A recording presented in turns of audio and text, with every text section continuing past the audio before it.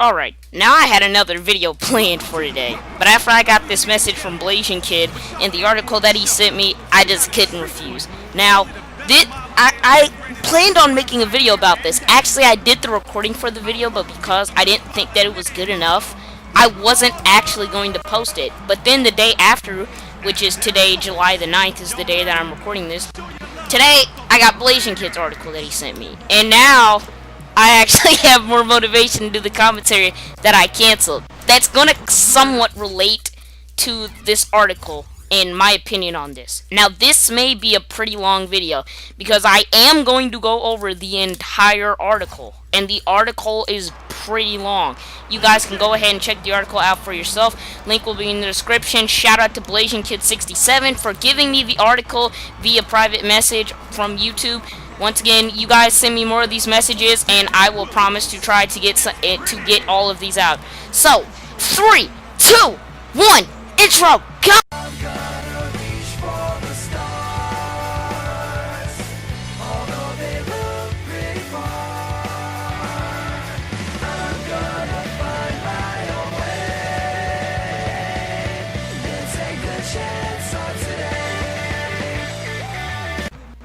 Alright, so now this mic wants to record. Now this article, alright, now I was going to make a rant about this the night before I actually got this article. Now this article is actually pretty interesting, and basically it's talking about how third-party publishers are worried about the Wii U sales figures. Now, honestly, I'm pretty sure that we all knew this, but the person that made this article actually got really in-depth into what he was talking about.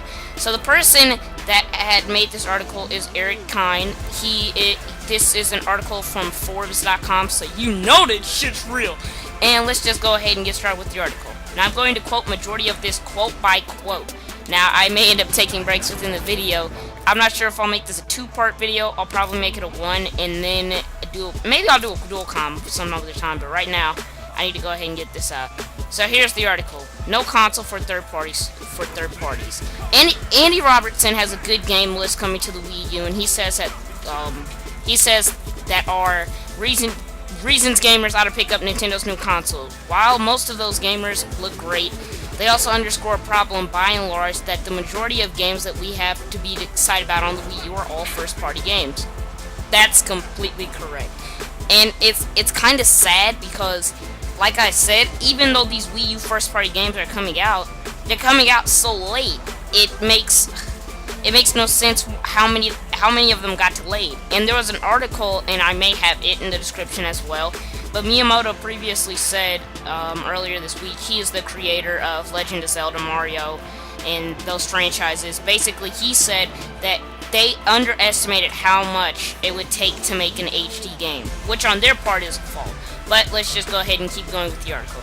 Third-party support for the console has dropped off considerably. A handful of new third-party games, such as Skylanders Swap Force, the new Batman game, Disney Infinity, are coming to the Wii U, but not exclusively. Even the upcoming DC Comics Scribblenauts game are coming to the 3DS and PC alongside its release with the Wii U.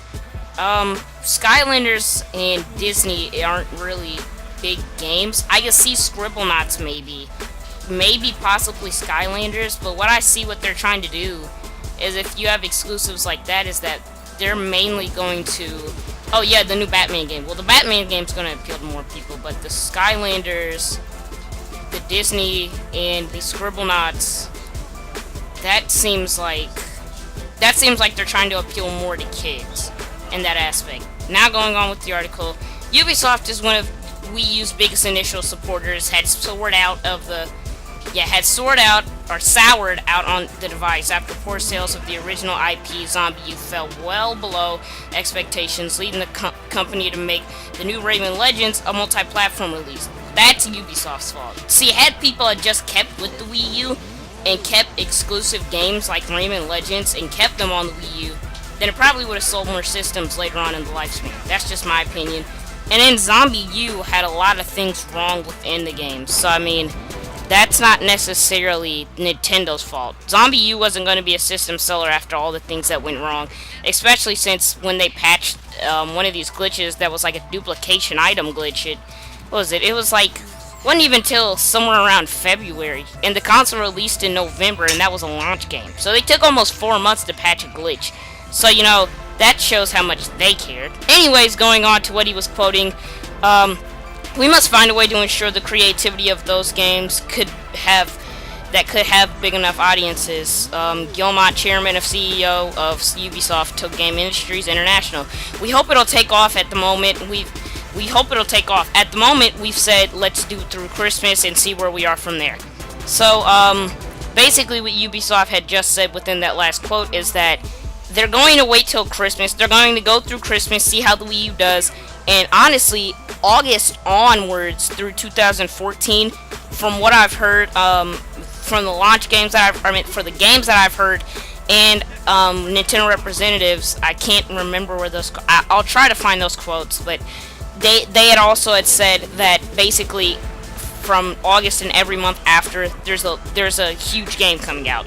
Starting August with Pikmin 3, which I may be picking up, but I'm not sure. And okay, now going back to the article, in fact, Zombie U wasn't profitable at all for Ubisoft, and a sequel is out of the question, which is too bad since the game was really good. Now, he thought the game was pretty good. I thought it was subpar, because there was no online multiplayer. I think that it could have substantially grown for that, and I think that this is Ubisoft's fault for not making a sequel, because had they made a sequel and improved a lot, just improved some things, I think the game could have been successful. See, this is where I think that third-party developers are screwing up. Once again, they keep letting go of Nintendo because it's not selling well, but they half-ass the games, and then they wonder why it doesn't sell well. Now, a perfect example of this is Sniper Elite V2, which was, it was a pretty good, it sold okay on Xbox 360, PS3, and PC,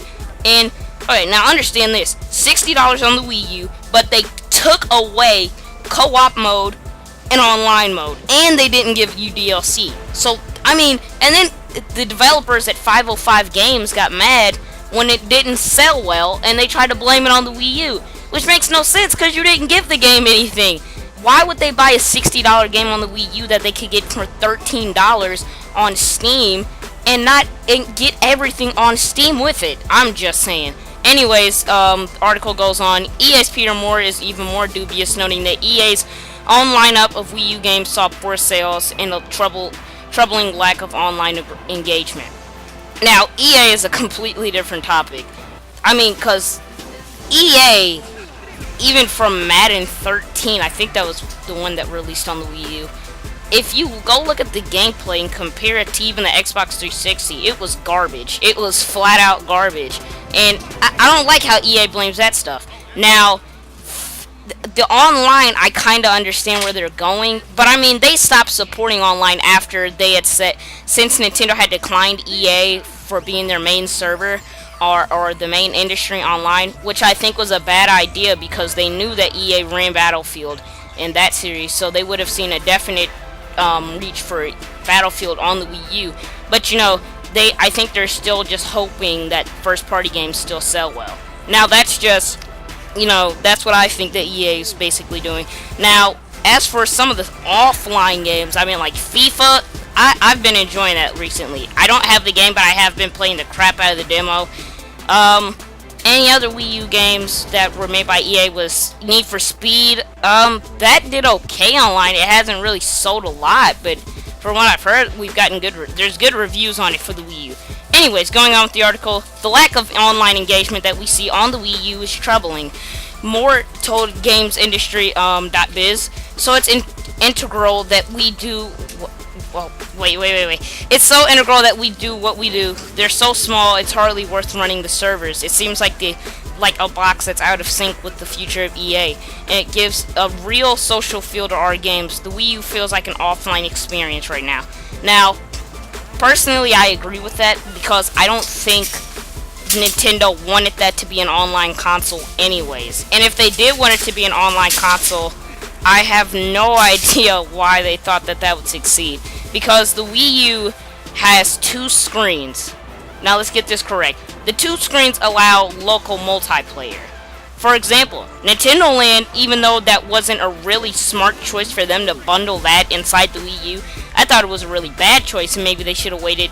And actually, a game like Wii Sports probably wouldn't have worked. They needed to think of something that was really new. Nintendo Land was it was okay. I mean, I would say that maybe it was above average, but it wasn't really good. It wasn't a system seller like Wii Sports used to be.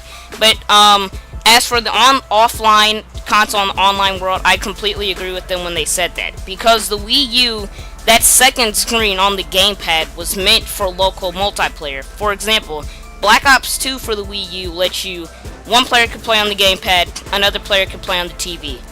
That's mainly what that was for. That's what the second gamepad screen is for. It's not for extra features. That's what third-party developers also don't understand. They keep thinking that even though the Wii U has the gamepad, third-party developers just automatically assume that they have to do something with the gamepad. You don't have to do anything with the gamepad. For example, the only thing that you have to do, there are some mandatory things that you pretty much have to do with the gamepad. Number one mandatory thing: if your game has local multiplayer, one person has to play on the gamepad. That's a requirement if you are going to do something with the gamepad. I mean, because if it has local multiplayer and it's two-player, like I said, local multiplayer, and it has the gamepad for the Wii U, you have to integrate one person plays on the TV, one person plays on the gamepad. That's the only real thing I can think of that third-party developers have to do with the Wii U. The other stuff is just reasons not to put it out. For example, you don't necessarily have to take advantage for the touchscreen. There are a lot of games that I think did pretty well on the Wii U without using touchscreen. Let me go ahead and think of one. Actually, now that you think about it, I don't really think, Black Ops 2 did anything with the touchscreen, other than the fact that you switch between TV and off-screen TV, which is another thing that developers have to do. They need to make it to where you can play every single game on the gamepad. That's one of the features of the Wii U. That's why it tried to sell. That was the point of the Wii U, and that's what third-party developers don't understand, in my opinion. Going on with the article, EA has been pushing online relentlessly and has no plans to release any future titles that don't have some online component. And I'm not a fan of that decision, but it certainly makes sense given on how everything growing has become and the potential ways online can be monetized. Okay, I kind of understand that. I mean, for the fact that they're not going to release any more online games at the moment, I understand how that could work. But if they release offline games, I think that could work really well. Also, we never heard from EA about the Ignite engine, which was their new sports game engine.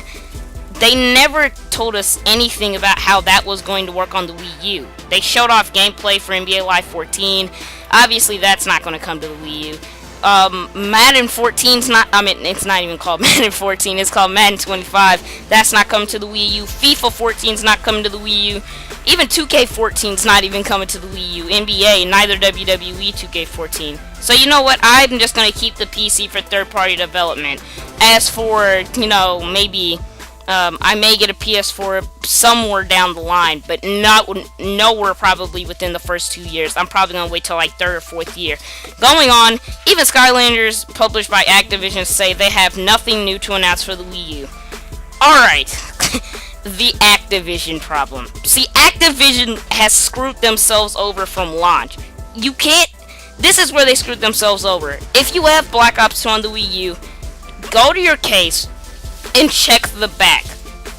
If I'm correct, I'm going to choose a case of mine right now. Near the middle left of the box, it'll have the Nintendo Network thing, and it will say add-on content. Ahem, Activision, where was the DLC? But you screw yourselves over there. Activision lost all trust within Wii U owners because they completely screwed up in not giving anybody DLC. And so that's one thing. I mean, I don't think I'm not buying the next Call of Duty for any console if that's the case. But I mean, if they get DLC on the Wii U, and once the DLC releases on the Wii U, I'll go buy Call of Duty Ghosts on the Wii U. That's just my opinion.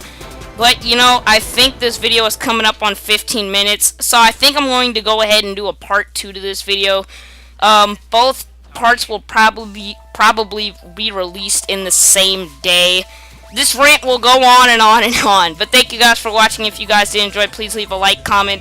Once again, thanks Blasian Kid for giving me this article. Part 2 will be out the same day that this is published. This will probably be out the 10th or 11th of July. But I will see you in the next video. Deuces!